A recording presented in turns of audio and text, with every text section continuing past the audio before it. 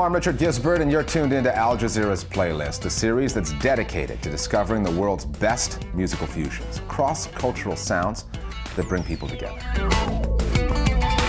This week on the show, we'll introduce you to Hiplife, the music of modern Ghana.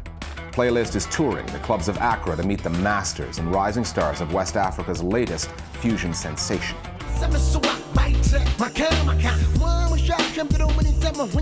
And the Hiplife craze hits New York City. We'll catch up with Ghanaian artists VIP and Batman Samini in the US. All coming up on the Playlist.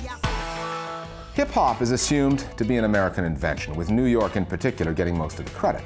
But African artists and MCs will argue that the history of hip-hop belongs to them, that it's traceable back to the rhythms, instruments, and drums indigenous to Africa.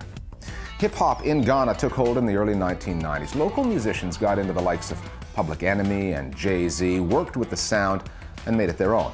They fused in traditional Ghanaian highlife music, jazzy horns and guitars, and Hiplife was born.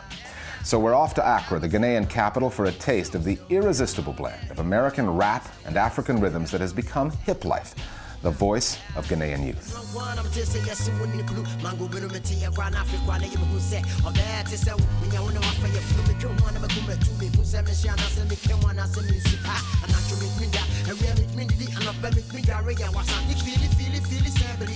My whole theme was to name it Hip Life, with hip from hip hop and life from high life, and boom. The Ghanaian-born, US-raised, undisputed godfather of Hiplife is Reggie Rockstone.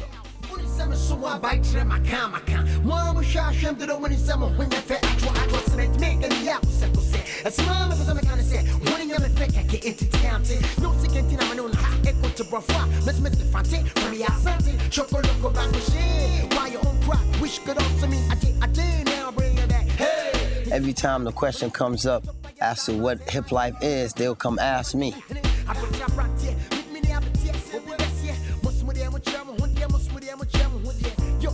I felt it was necessary because I had a good command of the language to rhyme or rap or MC in my own language.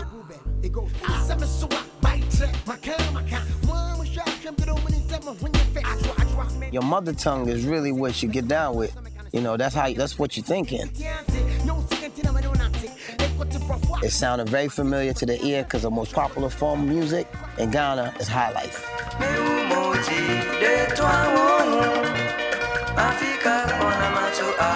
Highlife began in the 1880s, and around about more than 100 years ago. Highlife was what our fathers grew with. Our fathers and mothers, that's what they grew with. Highlife is the traditional Ghanaian music. They like to bring out the white handkerchief and, have a good time, feel good music, get on the dance floor and just, boogie.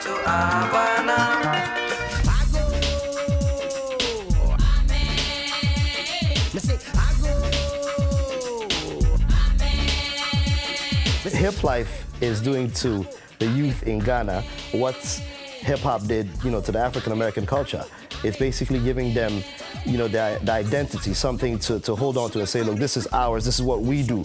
Especially since when it actually started out, Hiplife, people weren't really believing in hip-hop because they were like, oh, wait a minute, hip-hop is Western. In the beginning, it came across foreign to my people, and I got chastised for bringing American bull into Africa, and I kept trying to explain to them how hip-hop was really, Africa was the blueprint for hip-hop, and it all came from here. We've always done hip-hop in Ghana.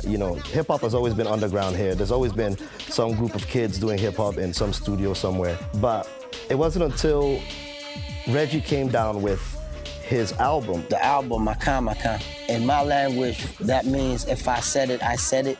First locally produced rap album in a local dialect. That was the one that opened it all up. Basically, he helped make it mainstream.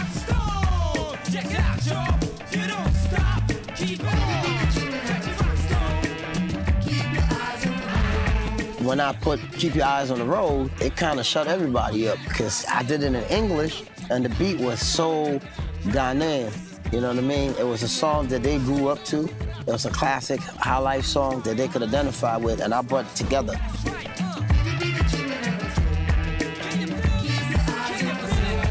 If you watch the video, I'm just walking the street. That's my neighborhood right there. You know what I'm saying? I ain't even put on my shirt. I have my knapsack and my earphones.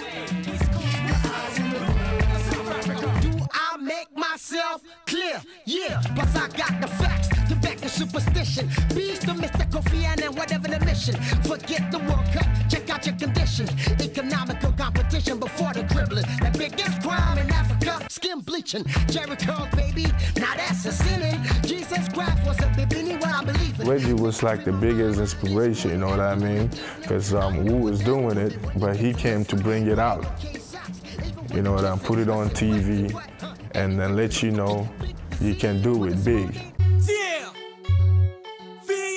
New artists then followed in Rockstone's footsteps, fusing the lexicon of hip-hop with their traditional dialect.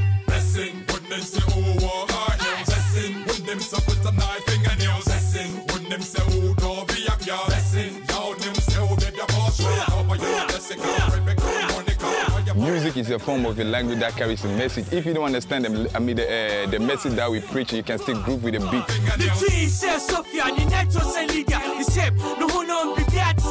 Everybody loving our music because they can feel that kind of African vibe in it.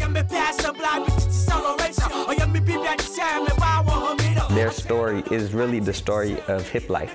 They started from nothing, from a small town called Nima.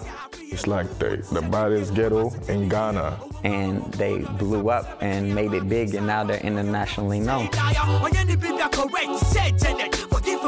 A lot of people don't believe like people from where we come from can do something good.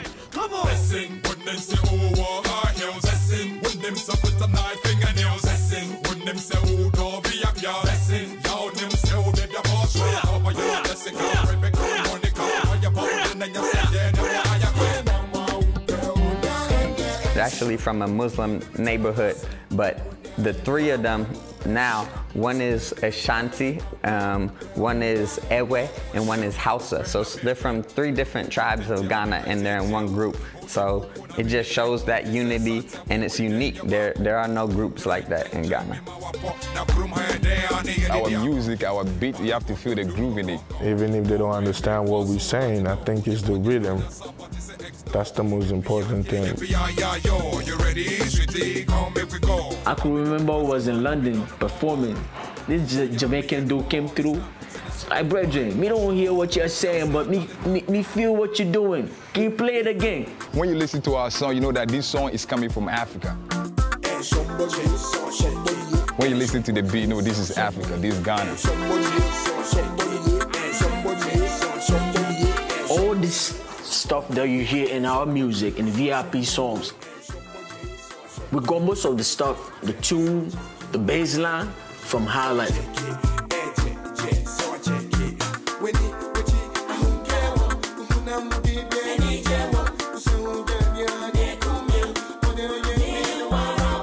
Highlife music has a lot of instruments in it. It sounds a little bit like salsa music. Whatever everybody's doing out here in Ghana, Highlife has a very big impact in it. But you know, it's a new world right now, and everything is modernized right now. Hiplife. I only came to shoot the gift. Reggie Rockstone, so proactive. Number 1 living laxative. To your musical constipations, I'm half mad, half hip-hop and all African. Young producers draw on the rich rhythms of Highlife, breathing new life into it and bringing it up to date. When we're putting the track together, I start off with the samples. I listen to the samples, I chop it up the way I want them to be. I look for drum samples that will go with the sample, you know, just get the right pitch and all of that. So I take my time in doing that. I just listen to it for like days, trying to figure out what exactly to put in there, blah, blah, blah. So Proactive in particular, that's how I went about it.